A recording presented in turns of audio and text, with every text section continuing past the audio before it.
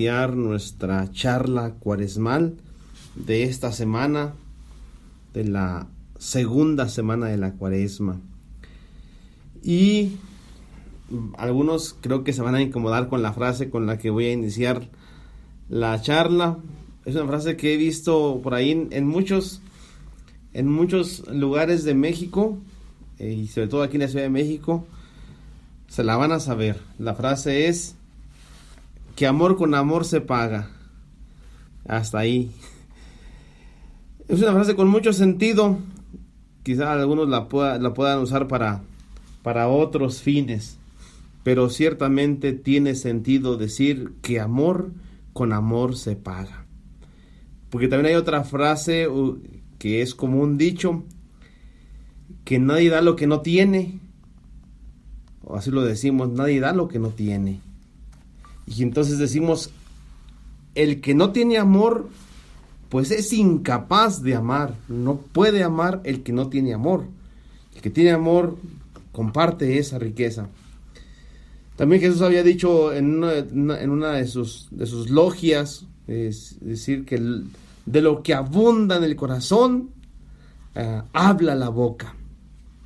¿Por qué digo esto? Porque la charla de hoy es sobre las acciones que tienen o que tendrán que hacer los hombres y las mujeres que se sienten y que se saben amados por Dios.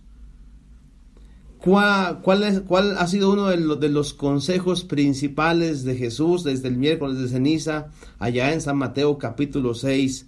Las limosnas, la limosna, pero que en un sentido más teológico es la caridad, el amor, que en griego se traduce como ágape. El ágape, que es el amor que da sin recibir nada a cambio. El amor que da sin poner condiciones, sin límites, el ágape. Y bueno, nosotros los cristianos estamos llamados a practicar, y más en la Cuaresma, este tipo de amor, el amor de caridad, el ágape en griego. Pero ¿cómo va a ser posible que una cultura como la nuestra, una cultura del utilitarismo, una cultura de la producción y a veces muy egolátrica, una generación muy egolátrica, podemos practicar un amor sin interés, un amor sin condiciones? ¿Cómo podemos darnos nosotros mismos a los demás sin recibir nada a cambio? Si muchas veces andamos buscando nuestra propia realización, nuestros propios intereses, y queremos que nos apapachen, que nos mimen, que nos escuchen, que seamos reconocidos, como en una cultura donde parece que se privilegia o se exalta el individualismo y hasta el narcisismo. ¿Cómo decirle a la generación que viene que hay un amor más alto? Nos van a preguntar, ¿y cómo se hace eso? ¿Cómo es posible amar sin condiciones? Y bien, valga esta introducción para decirles, el Señor Jesús vino a abrir el horizonte que estaba cerrado. Cuando Él nos habla de amor, de caridad, es porque Él ha abierto un espacio que estaba oculto, y que es el amor al prójimo, que es el amor al otro. Miren, mis hermanos, ¿por qué digo esto? Porque yo, la charla pasada, la charla cuaresmal, donde concluíamos con esa certeza, Dios nos ama con un amor de Padre. Ahora el reto es ser conscientes del amor de Dios. Y después de ser conscientes del amor de Dios, ¿cómo tendría que actuar una persona que se sabe amada por Dios? Esa es la premisa a la que hay que dar respuesta. ¿Cómo tendrá que vivir una persona que se sabe amada por Dios? Que es consciente que Dios le ama de una forma incondicional, sin límites, sin méritos. Para esta charla entonces vamos a leer el Evangelio a escuchar el Evangelio de San Lucas, capítulo 10, versículo 25 al 37. La parábola del buen samaritano. Una parábola cuaresmal, la vamos a escuchar en algún domingo. Entonces, por ahí los que tengan la Biblia, es Lucas 10, 25 al 37. Voy a proclamar la palabra y después haré la reflexión. Pretendo ser breve, no se me da a veces, pero bueno, vamos. Versículo 25, Lucas 10. Un maestro de la ley fue a hablar con Jesús y para ponerlo a prueba le preguntó: Maestro, ¿qué debo hacer para alcanzar la vida eterna? Jesús le contestó: ¿qué está escrito en la ley? ¿Qué es lo que lees? El maestro de la ley contestó: ama al Señor tu Dios con todo tu corazón, con toda tu alma, con todas tus fuerzas y con toda tu mente. Y ama a tu prójimo como a ti mismo. Jesús le dijo: has contestado bien. Si haces eso, tendrás la vida. Pero el maestro de la ley, queriendo justificar su pregunta, dijo a Jesús: ¿quién es mi prójimo? Jesús entonces le contestó: un hombre iba por el camino de Jerusalén a Jericó, y unos bandidos lo asaltaron y le quitaron hasta la ropa. Lo golpearon y se fueron dejándolo medio muerto. Por casualidad, un sacerdote pasaba por el mismo camino, pero al verlo dio un rodeo y siguió adelante. También un levita llegó a aquel lugar y cuando lo vio, dio un rodeo y siguió adelante. Pero un hombre de Samaria que viajaba por el mismo camino, al verlo, sintió compasión de él. Se acercó, le curó las heridas con aceite y vino y le puso vendas. Luego lo subió en su propia cabalgadura, lo llevó a un alojamiento y lo cuidó. Y al día siguiente el samaritano sacó el equivalente al salario de 2 días. Se lo dio al dueño del alojamiento y le dijo: cuide a este hombre y si gasta algo más, yo se lo pagaré cuando vuelva. Pues bien, ¿cuál de esos 3 te parece que se hizo prójimo del hombre asaltado por los bandidos? El maestro de la ley contestó: el que tuvo compasión de él. Jesús le dijo: pues ve y haz tú lo mismo. Palabra de Dios, te alabamos, Señor. Bien, mis hermanos, esta hermosa parábola de Jesús que tiene un contenido tremendo. Hoy quisiera hacer una interpretación muy existencial y muy de acuerdo al tiempo que vivimos, tiempo de Cuaresma. 3 preguntas en la primera parte y cierra Jesús con la última pregunta. Vamos a empezar con las 3 preguntas que hace primero el maestro de la ley. Un maestro de la ley, rápidamente. Uno que conocía la palabra de Dios, que conocía la ley, era maestro, era sabio, era docto, era entendido, sabía muy bien y conocía los 613 mandamientos y conocía el culto y conocía los ritos y conocía la historia. Era un docto de la ley que va y le pregunta a Jesús con una inquietud profunda, con una inquietud existencial. La pregunta del versículo 25 es tremenda. Maestro, ¿qué debo hacer para alcanzar la vida eterna? La voy a repetir. ¿Qué debo hacer para alcanzar la vida eterna? La voy a traducir, la voy a parafrasear. Maestro, Jesús, ¿qué tengo que hacer para conseguir lo eterno? Más sencilla. ¿Qué tengo que hacer yo para conseguir lo que no se acaba, lo que no se desgasta, lo que no se me va de las manos como se me puede ir el agua cuando las pongo en mis manos? ¿Qué tengo que hacer para que mi corazón, mi mente, mi persona consiga lo que desea? Pero eso que dé fundamento, que sustente, eso que en una palabra teológica es eternidad, lo que no se acaba. Porque pareciera, y esa es mi interpretación, pareciera que este hombre tenía la experiencia que tenemos muchos. La experiencia de que todo se acaba, todo se nos va el dinero, se nos van las cosas. Es más, se nos van las personas. Todo se acaba. Todo se acaba. Y entonces hay una pregunta existencial y que tiende a ser teológica. ¿Qué hay que hacer para conseguir la eternidad? Porque Él ha concluido, y esa es mi interpretación, ha concluido que Él es un ser para la eternidad. Bien lo dijo San Agustín en sus confesiones: nos creaste para ti, Jesús, y estará el corazón siempre inquieto hasta que no descanse en ti. Frase de San Agustín. Entonces tenemos a un hombre que le pregunta a Jesús sobre aquello que es esencial. Ahí para que lo apuntes, Malena. Aquello que es esencial. Hay algo que es esencial. Pero ¿qué es eso que es esencial? Es algo que realmente necesitamos, como diría Platón. ¿Qué es lo realmente real? Lo que de verdad necesita mi corazón, y uso la palabra corazón como el centro de operaciones más humano, más grande. Y Jesús,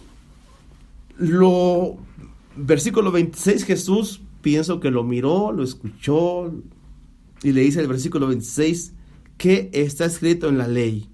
¿Qué es lo que lees? Ahora Jesús es el que pregunta. Tú me estás preguntando, ahora yo te pregunto. No es muy educado que Jesús que se conteste con otra pregunta a una pregunta, pero bueno, Jesús es Jesús. ¿Qué es lo que lees? Y voy a interpretar a Jesús, voy a parafrasearlo. Le está diciendo a uno que sabe de ley, que sabe de la palabra, a uno que está empapado de Dios, que hasta reza el Ángelus todos los días. Le está diciendo, ¿qué es lo que lees? ¿Qué es lo que crees? ¿Hasta dónde te alcanza tu conocimiento? ¿Hasta dónde llegas? ¿Hasta dónde es tu alcance? ¿Hasta dónde es tu comprensión? ¿Qué es lo que comprendes tú de eso que lees? ¿Andas buscando la vida eterna? Bueno, ¿cuál es tu comprensión? ¿Qué entiendes por la vida eterna? ¿Qué entiendes de lo espiritual? ¿Qué entiendes de Dios? Lo estoy parafraseando. Jesús le está diciendo, le está tratando de medir la comprensión de este hombre. ¿Hasta dónde ha llegado? ¿Hasta dónde ha llegado? Y vamos a ver hasta dónde había llegado este hombre. Este hombre llegó hasta donde dice el versículo 27. Le contestó el maestro de la ley. La ley dice: ama al Señor tu Dios con todo tu corazón, con toda tu alma, con todas tus fuerzas y con toda tu mente. Y ama a tu prójimo como a ti mismo. Él había comprendido que Dios era lo más grande, que Dios era lo más importante. Había entendido que había que darle culto a Dios, que había que amar a Dios. De hecho, ellos amaban a Dios cumpliendo 613 mandamientos. Ellos hacían mucho porque estaban tratando de amar a Dios, porque Dios es demasiado grande, demasiado poderoso, demasiado eterno. Dios se merece todo. Entonces estamos cumpliendo más de 600 mandamientos porque tenemos que amar a Dios, porque Dios es todo. Y mis hermanos, Jesús mide la comprensión del hombre. ¿Estaba equivocado? No estaba equivocado. A Dios hay que amarlo. Es el primer mandamiento. A Dios hay que amarlo con todo el corazón, con toda la mente, con todas las fuerzas, con todo. A Dios hay que amarlo. Dios se merece todo nuestro amor, todo nuestro culto, toda la gloria, todo el poder.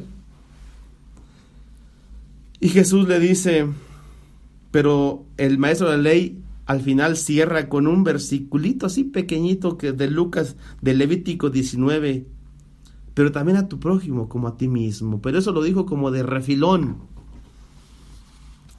Y Jesús le dice el versículo 28, muy bien, mi chavo, has contestado bien. Échale pues. Jesús ahí dio por terminada la charla. Jesús, ahí terminó el momento. O sea, está bien, no hay bronca, échale. Comprendes quién es Dios, comprendes que hay que amar a Dios, órale. Pero este hombre era muy inquieto. Y entonces va más allá. Dice el versículo 29. Pero el maestro de la ley, queriendo justificar su pregunta, dijo a Jesús, viene esta pregunta, mis hermanos, que nunca la olvidemos. ¿Y quién es mi prójimo? ¿Quién es mi prójimo? ¿Quién es el otro? ¿A quién más tengo que darle culto? ¿A quién más tengo que amar? ¿A quién más tengo que darme a mí mismo? ¿A quién más? Porque se decía la ley que también al prójimo. Pero, ¿qué entendía él? ¿O qué estaban comprendiendo hasta el momento de Jesús? ¿Qué estaban comprendiendo de la religión? ¿Para qué era la religión? Según ellos era para amar a Dios y darle culto a Dios. Y Jesús viene a abrir el horizonte que faltaba abrir. Faltaba abrir el horizonte. La cosa estaba muy vertical, era hacia arriba.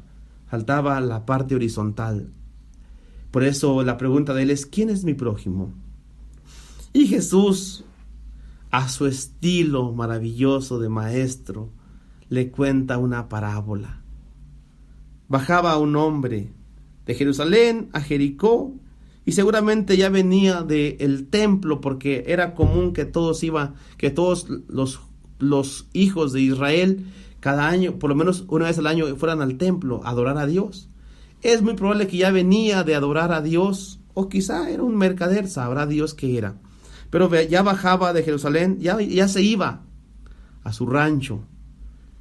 Y entonces unos bandidos lo asaltan. Lo dejaron, le quitaron todo. Iba como en esas rutas que van de Catepec a Texcoco, le quitaron todo.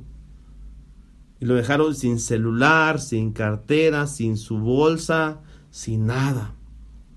Por casualidad, el padre Juan iba a un retiro y pasaba por ahí. Pasó el padre Juan, pero dijo, no, voy al retiro, voy a la iglesia, voy a misa. Y se hizo que la Virgen le hablaba y se fue por un lado. Después pasó también Edith, no es Edith, pasó un levita y también se hizo que la Virgen le hablaba. Dice, en mi rancho se hizo güey y se fue. Perdón por la expresión, me voy a confesar al rato. Dice el versículo 33 hermosamente, pasó un hombre de Samaria que bajaba por el mismo camino y al verlo él sintió compasión. Lucas es muy, muy duro, es muy claridoso, muy sutil. Es decir, pasó uno del templo, pasó un sacerdote, pasó un seminarista, un misionero, una religiosa. Era como el análogo al levita es el que sirve en el templo. El sacerdote es el del culto y el levita es el que sirve en la iglesia. Eran los que limpiaban, los que hacían las lecturas, eran los de la liturgia, eran los del coro, eran los que... esos. Pero pasaba uno y ese tuvo compasión. Y bueno, ya sabemos la historia. Termina la historia, la parábola, después de que dice que lo cuida, después de que lo cuida, lo lleva a la clínica del Seguro Social y hasta paga para que lo cuiden. Al final le dice Jesús, versículo 37, le dice Jesús el versículo 36, ¿cuál de estos tres te parece que se hizo prójimo del hombre asaltado?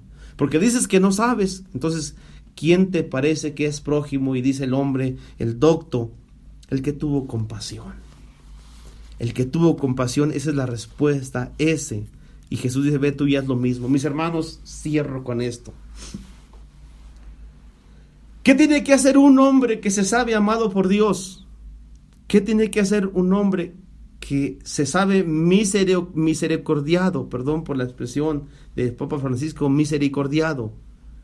Que se siente amado, que se siente perdonado, que se siente elegido, que se sabe escogido en este mundo, liberado, sanado, curado, etc. Amor con amor se paga. Y no al estilo peje, sino al estilo Cristo. Yo tengo un Padre que me ama. Y el primer mandamiento es dejarnos amar por el Padre eterno. Es dejarnos amar, dejarnos perdonar, dejarnos tocar, dejarnos curar. Pero el hombre curado, el hombre amado, o la mujer que se siente amada, tendrá que hacer el siguiente paso. Abrir el horizonte y ver al otro, al prójimo. Porque nuestro amor a Dios, perdón por lo que voy a decir, no lo vuelvo a repetir, nuestro amor a Dios no le afecta. Nuestro amor y nuestro culto a Dios no lo afectan en lo más mínimo. Nuestra alabanza, por muy buena que sea, a Dios no lo afecta. Dios es eterno, Dios es inmutable, Dios es plenamente feliz, es pleno. Nuestra alabanza a Dios no le beneficia en nada. La alabanza que le hacemos a Dios reditúa en bien nuestro. Lo alabamos por bien nuestro, no porque a Él le haga un bien nuestra alabanza. El amor que le damos a Dios en culto, en adoración y en alabanza es un bien para nosotros. No es que a Él le haga bien. Por eso Jesús vino a abrir el horizonte del otro. Lo dirían los filósofos del siglo XX, los filósofos personalistas, el horizonte del otro, el horizonte que estaba velado. Los judíos alcanzaron a entender que Dios era único y digno de amor, pero no alcanzaron a comprender que el prójimo era digno del mismo amor, y que el amor que le decimos profesar a Dios, tendremos que dárselo al otro. Tendremos que darle una especie de culto, ojo con esto, una especie de culto al otro, porque el otro es mi prójimo. Y desde el bautismo es mi hermano. Y no quiero entrar en esa parte teológica del bautismo. El otro es mi hermano. Y aunque no fuese bautizado, es mi próximo, es el otro horizonte que estaba velado. Termino, mis hermanos. Tiempo de Cuaresma, tiempo de reflexionar, tiempo de pensar. Bueno, sí queremos hacernos propósitos, esos que duelen, esos que calan, esos que hacen que uno se cimbre y a veces tiemble por dentro. Pues aquí está el horizonte, aquí está la invitación, es el otro. Y el otro no lo escogemos. El otro, yo diría que es puesto ahí de acuerdo a veces a las circunstancias y a veces a las situaciones. A veces casi nunca escogemos solamente a la familia, pero a los demás personas que pasan por nuestra vida que no hemos escogido, como este hombre de Samaria que le tocó pasar por una circunstancia que él no tenía prevista. Y muchas veces, mis hermanos, el amor va a ser esto. Quizá eso es lo que duele y quizá eso es lo que nos cuesta, que el amor nos incomoda o nos desacomoda.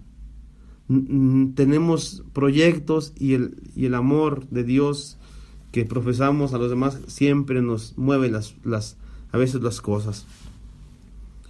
Que pues entonces en la Cuaresma del 2022, y como dice un artículo de la revista Inquietud Nueva, que ojalá y no sea la última Cuaresma, ojalá y no, porque hay un tema muy fuerte ahí en la revista Inquietud Nueva. Para quien no la conoce, la puede pedir con los servidores de la palabra, una revista católica muy, pero muy bonita. Y hay un tema muy fuerte que dice así: ¿y si fuera tu última Cuaresma?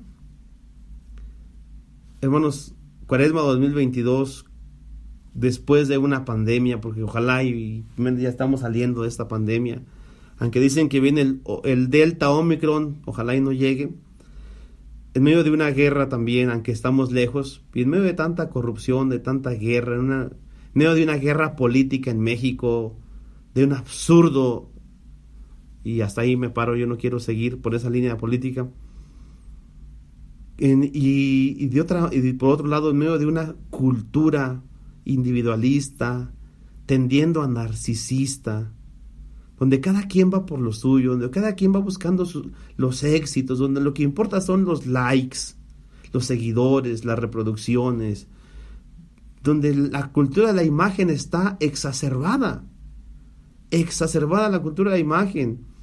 Mi foto tuvo 1000 likes. Ay, Instagram, ¿qué es Instagram? ¿Qué es Facebook? ¿Qué es TikTok?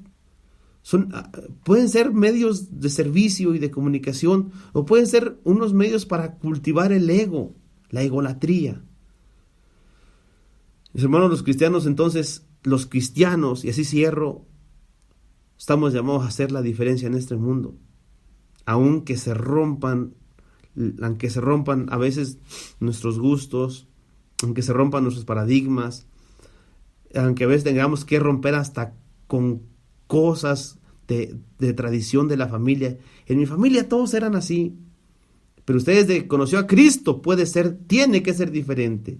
¿Por qué? Porque desde Cristo las cosas, dice San Pablo, somos nuevas criaturas. Me gustaría profundizar más sobre este horizonte, el horizonte del otro. En otro momento se podría solo invitarlos a que veamos en cada persona que ha sido puesta a nuestro lado, que nos veamos como el buen samaritano. Y que cada persona que pasa a nuestro lado quizá pensemos, ¿ocupa algo de mí? ¿Qué le puedo dar yo a esta persona? Antes de juzgarla, o bueno, ya si ya la juzgamos, pues ya ni modo. Pero ¿qué le puedo dar yo? Mucha gente que pasa por nuestro lado pasa fracturada, pasa lastimada. Se puede ver bien, pero si no nos atrevemos a acercarnos, como lo hizo el samaritano, acercarnos, bajarnos del caballo o de la mula, según sea la cabalgadura, o del burro, acercarnos al otro. Que este sea un propósito de Cuaresma, acérquese al otro. Si tiene hijos, acérquese a sus hijos y pregúntele, oye, ¿qué onda? ¿Cómo estás? Los que tienen abuelos, acérquense a sus abuelos. Con los que tienen pareja, no manchen, acérquense más. En todos los sentidos, hasta en lo íntimo, acérquense. Seamos samaritanos, acerquémonos ahí a ver qué hay en su mundo, cuántas heridas. Quizá mi amor, mi cariño, mi comprensión, mi ternura es el aceite que él necesita o ella necesita.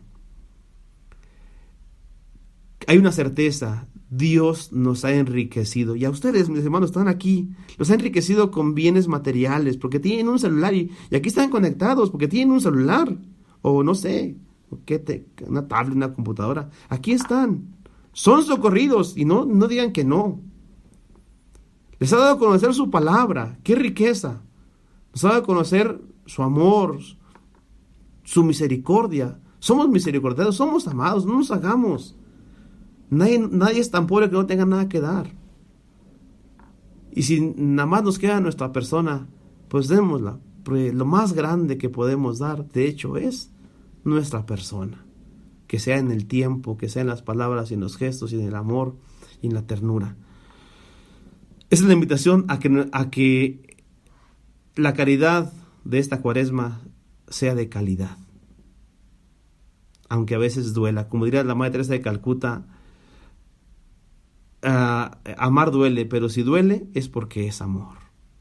Hasta me acordé de la película Amarte duele.